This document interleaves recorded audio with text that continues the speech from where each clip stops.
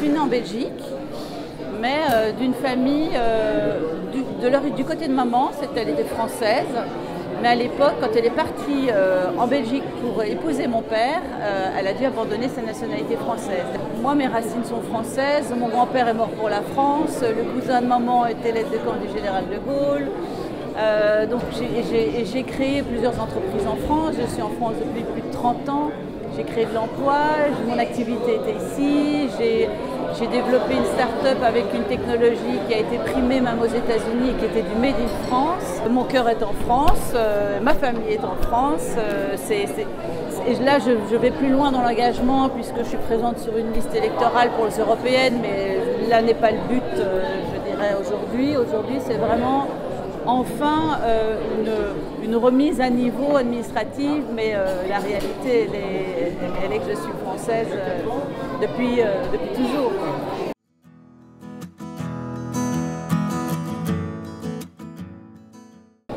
Quand nous sommes venus nous installer à l'île de Ré en 2020, on avait cette maison depuis 2007, mon mari m'a dit, mais tiens, on va essayer via le département de Charente-Maritime. Et là, tout s'est passé normalement, très rapidement, sans les démarches administratives folles qu'on nous a demandé de faire sur la région parisienne.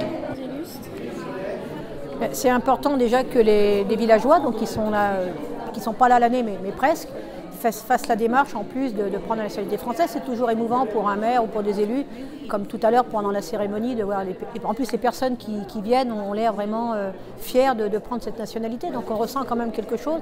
Nous-mêmes en tant qu'élus, on est fiers d'avoir des villageois qui prennent la nationalité française.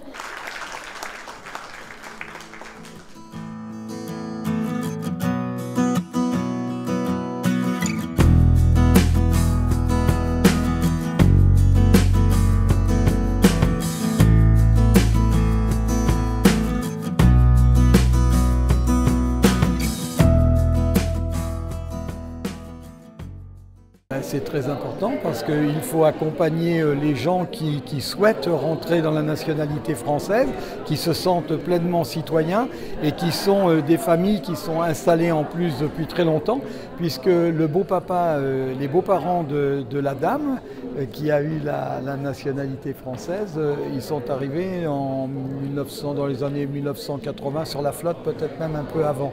Donc c'est une famille très connue.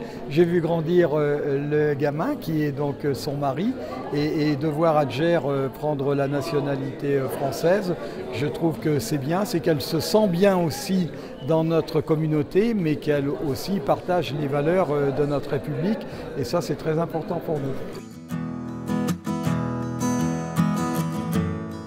C'est un parcours un peu solitaire qu'ils font, c'est quelque chose de volontaire, c'est quelque chose qu'ils ressentent, qu'ils vivent par eux-mêmes. Nous, bien sûr, on est là pour répondre s'il y avait un besoin, mais tout ça, ça fait partie du chemin. C'est quand même compliqué, mais cela prouve leur engagement à devenir des citoyens à part entière de la République française.